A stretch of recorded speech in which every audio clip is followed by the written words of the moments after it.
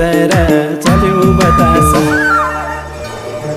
लेकैमा घर घुम्दै जाँदा छुदेको नजर चल्यो बतासा